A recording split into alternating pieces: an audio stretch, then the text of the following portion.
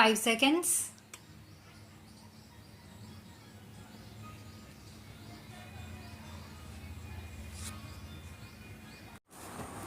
I have been deeply moved the way you have introduced me, but this visit of mine has been a visit which will go down in my mind as the most memorable event.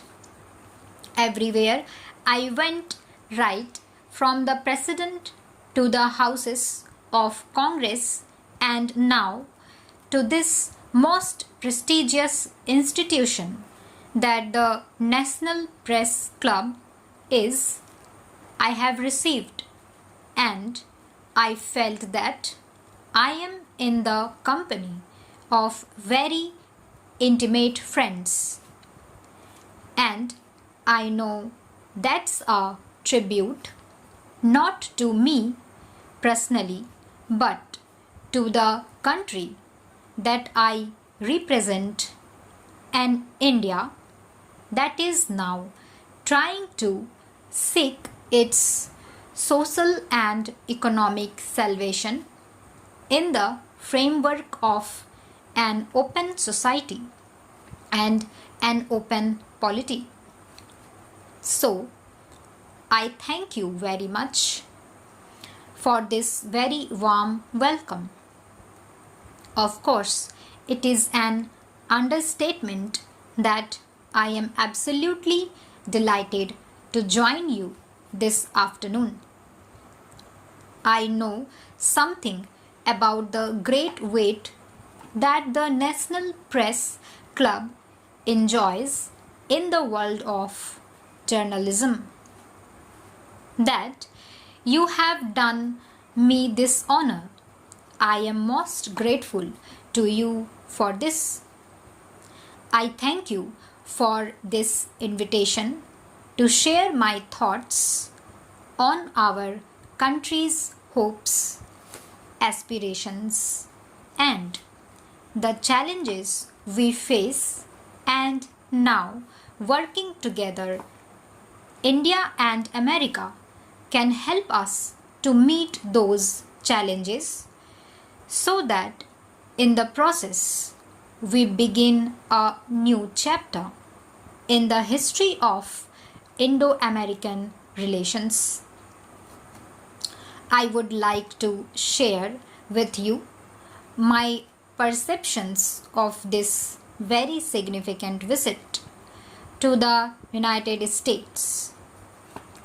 My discussions with President, the members of his cabinet, and with members of the US Congress have convinced me that on the journey we have embarked upon towards a future of hope for our people, America would be both a friend and a very important partner.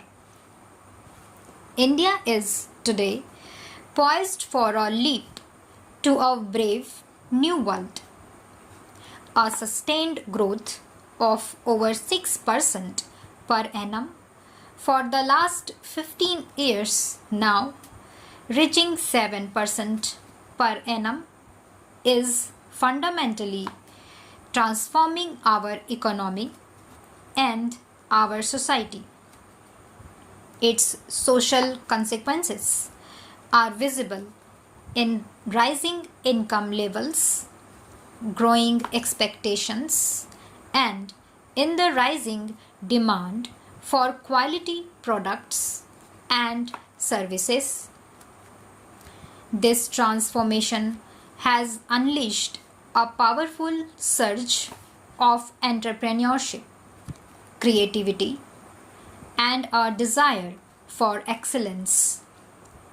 Our growing involvement with the global economy and society, expanding foreign trade, reputation for services, and activities of our world-class firms are one facet of this change that is now sweeping our country.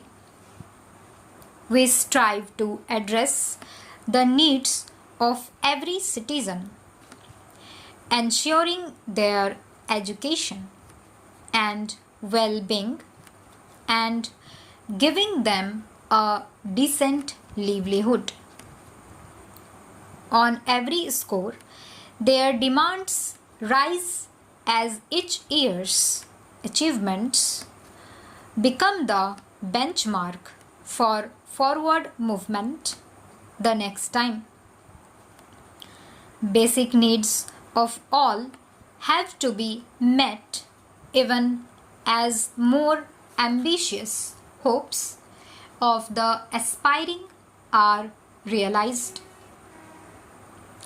Sustaining growth impulses has to be accompanied by policies aimed at ensuring that change is sufficiently inclusive and benefits of development are indeed available to all our citizens.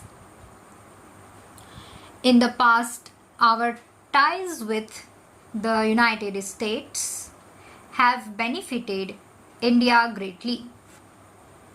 Yesterday, when I addressed the members of US Congress, I recalled with gratitude the contribution that the United States had made in ushering in the Green Revolution in our country. The cooperation between American land grant colleges and our institutions of research in agriculture gave rise to that phenomenon of miracle of new wheat seeds, which made it possible for our agriculture to grow phenomenally since the mid-60s. I thank America for that. We now seek to build on that past tradition of working together while forging a new partnership with the United States. This new partnership is focused on greater business to business interaction, cooperation in the field of energy, in agricultural research and agribusiness, in new technologies, in educational networking, and in building new frontier science capabilities. The 21st century probably will be a knowledgeable incentive century. India and the United States can be very valuable partners in the management and ushering in of the new knowledge society that is on the horizon. Much of my discussions with President Bush were devoted to what the India-US relationship had to offer in the fields of infrastructure, energy, and in the field of knowledge creation. I believe that American interests are well served by a stronger and more modern Indian economy. Many of the initiatives that we announced yesterday on agricultural research, on nanoscience, or on innovative technologies reflect this shared belief of the President and myself.